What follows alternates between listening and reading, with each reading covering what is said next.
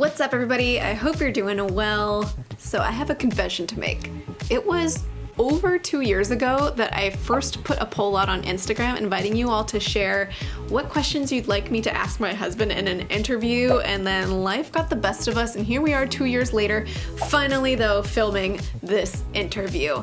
We actually just finished the interview, and I think it's gonna be good. So without further ado, let's find out what it's like to be married to a therapist, specifically this therapist. What's up, everybody? It's weird that you're here. Yeah, it's weird that I'm here too. You have a lot of stuff in here. Are you ready for me to ask you a bunch of questions? I think so. Are you ready? I'm ready. I don't know.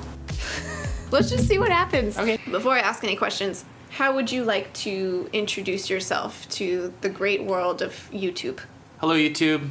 I'm Daniel. I am Mr. Fang, the other Fang to other Fang. Dr. Marie Fang. Thanks for coming on.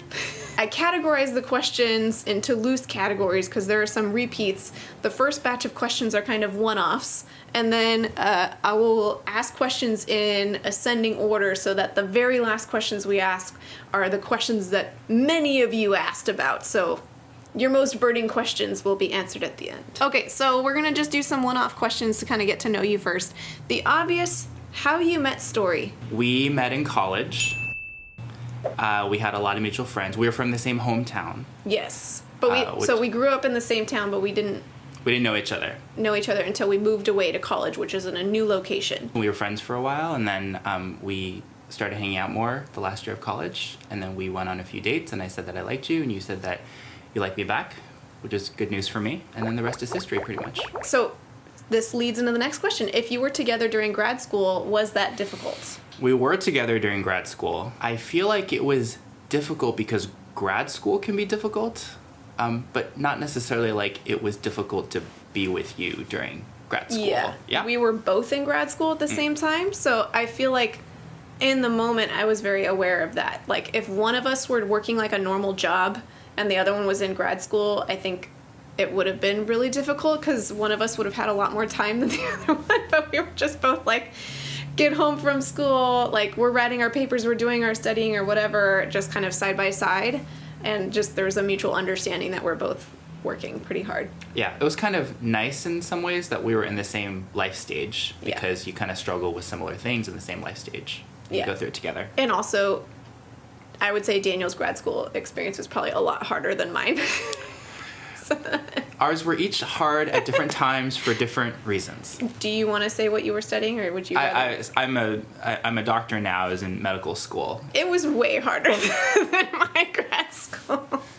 It was okay. It wasn't too bad. In hindsight, you can say that now. In hindsight. Okay. Oh, have you ever thought, I could be a therapist / thought it could be a cool career change? I haven't really thought that I could be a therapist, to be really honest. Yeah. There you go.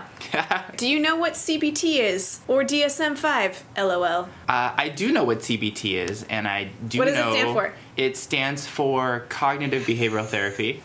Right? Job. Right? Yeah. And then DSM-5, which didn't exist back... That's like new, right? It used to be 4? No? I think it came out in 2013. It's okay. new. It's new.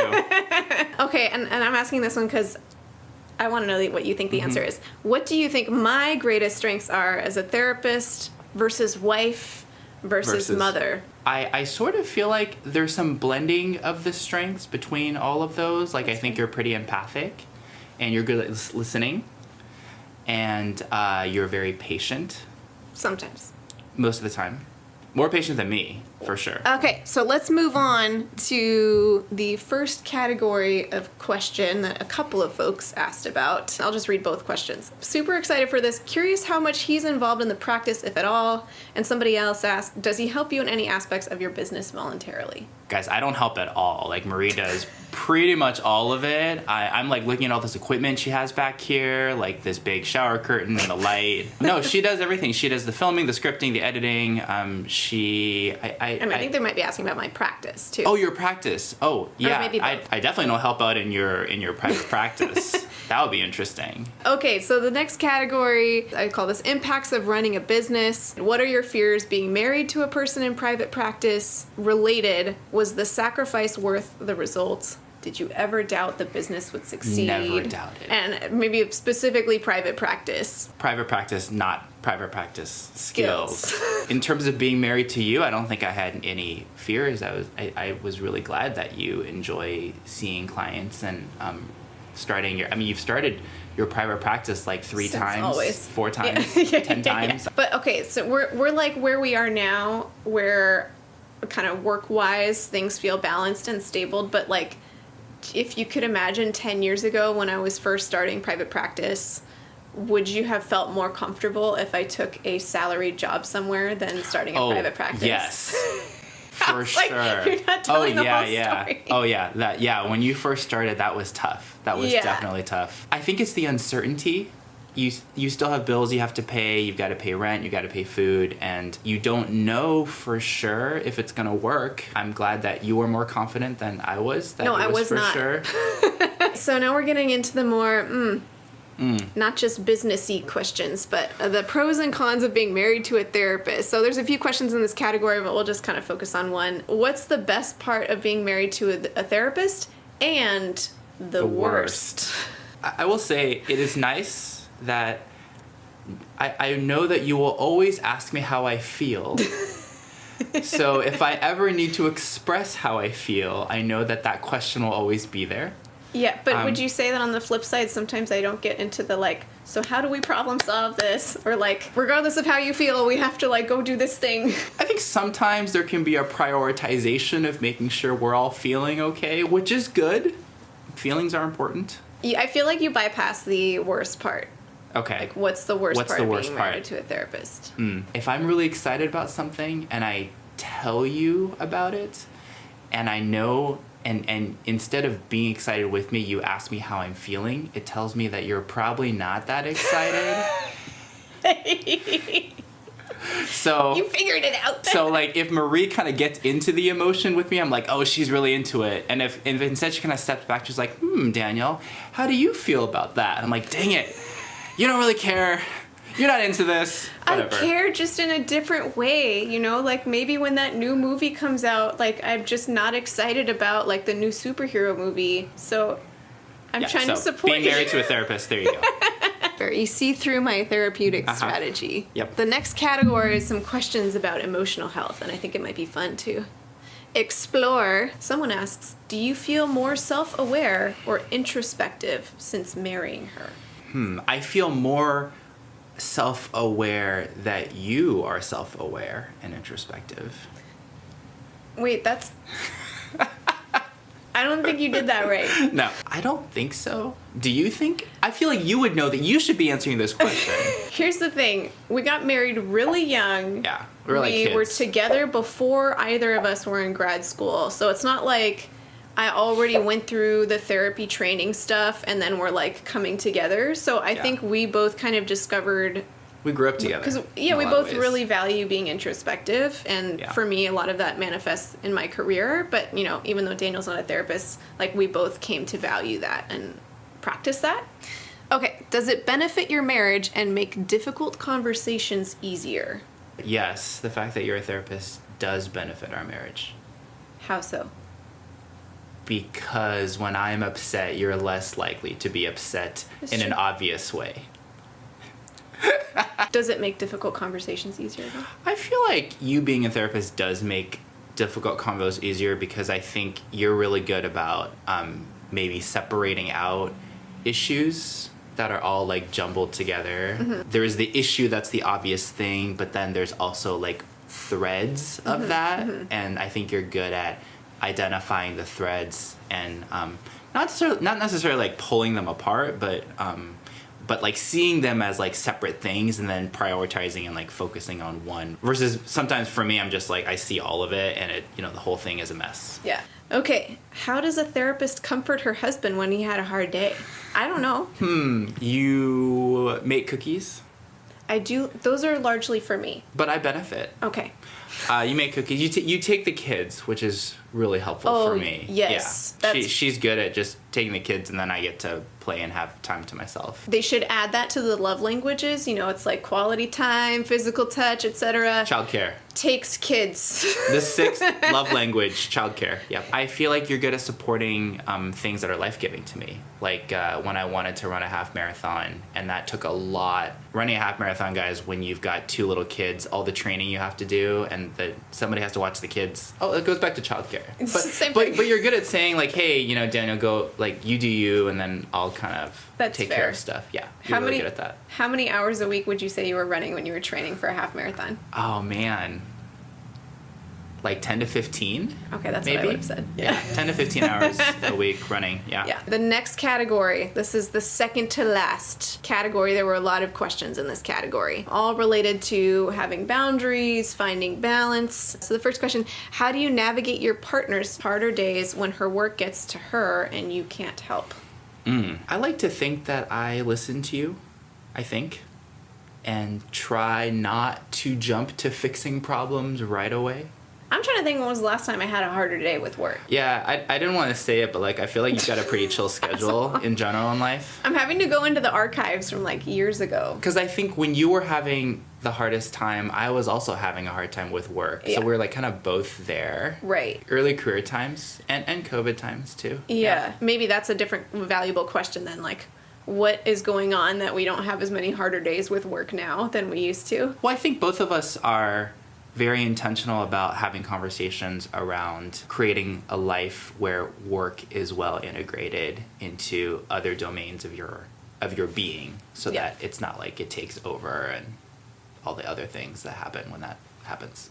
Yeah. Okay, that leads into the next question. How is the work and family life balance for you? I think it's good. I mean, so, you know, working in medicine, going through COVID was a lot of hours, more than non-global pandemic times. But that's sort of stabilized now. And I think for both of us, I feel like we do a good job trying to make sure that we're each doing okay as individual humans, and then making sure we have time as a family, making sure we have time just for the 2 of us, and then making sure we fit work in somewhere around there also. Yeah, we definitely spend a lot of time talking about optimizing our work-life balance. And Yeah, like it is a conversation that happens very often. yeah. So, okay, I'm not sure if this question is for about me or you. Do you deliberately not share some things so that you can have some space and boundaries? I feel like that's a question for you. Because why would they want to know if I deliberately not share things? So I guess maybe. Huh. Marie, do you deliberately not share things to have space boundaries? I mean, Space/boundaries? There's the obvious, like, limits of confidentiality. I'm not telling Daniel, like, here's what happened with my clients today. But are there other things that I don't share? I don't think so. I feel like there are probably things that we don't always update each other on as soon as they happen. Yeah, but yeah, I don't yeah. think there are things that, like, I wouldn't share if you asked me, and vice versa. But I could see maybe some of that just ties back to, like, we have enough margin in the work-life balance and such where it doesn't feel like, oh, I'm so tapped out or he's Yeah. so tapped out or whatever that, like, I can't bring something up. Like, I would say during, like, COVID, for example, it was, whether it was work or just, like, raising 2 small children, I would probably refrain from bringing stuff up because he was just tapped out. That's true. So- and then I think for me, there were probably a lot of times where things happen at work, and then I didn't want to talk Yeah. about them because it was just, I was happy Too to not be much. there anymore. Yeah.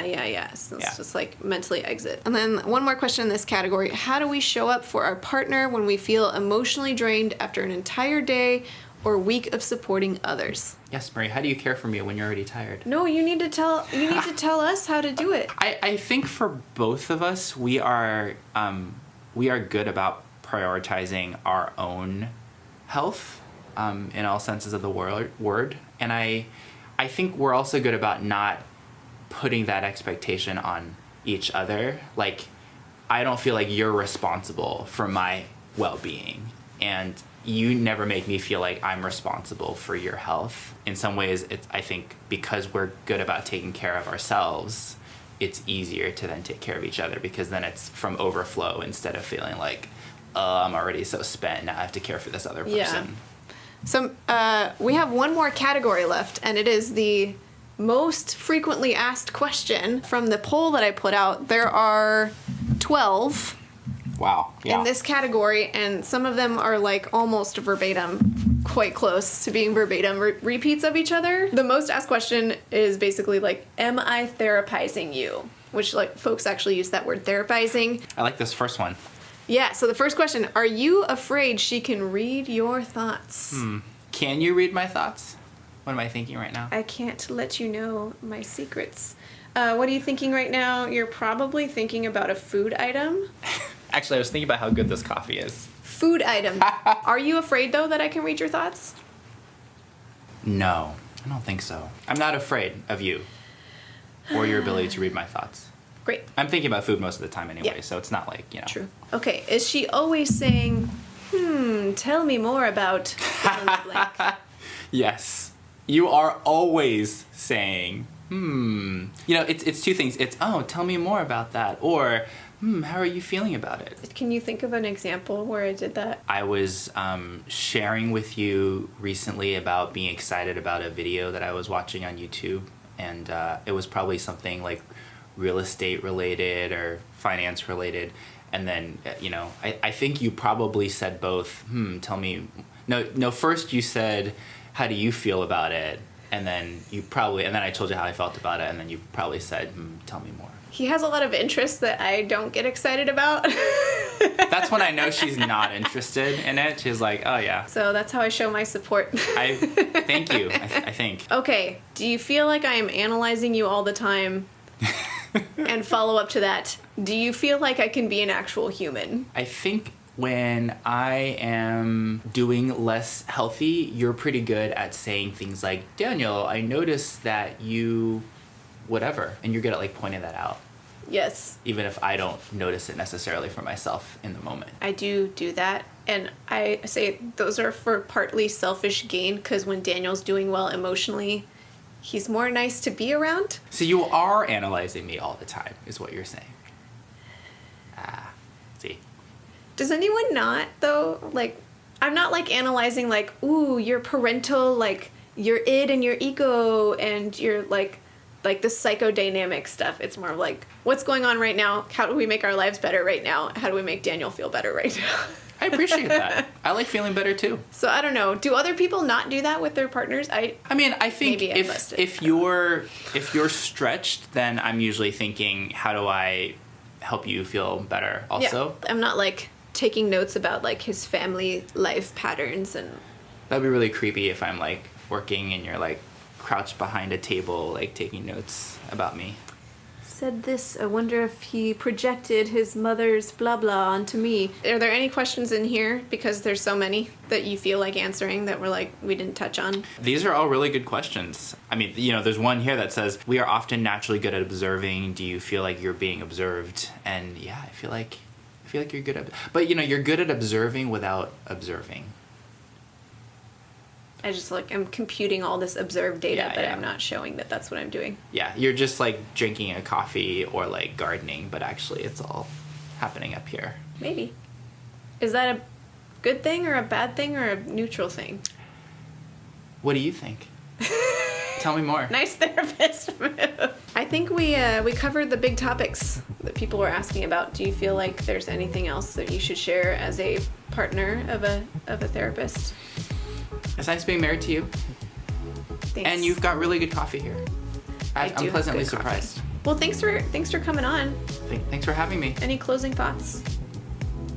From one therapist to another, I wish you well.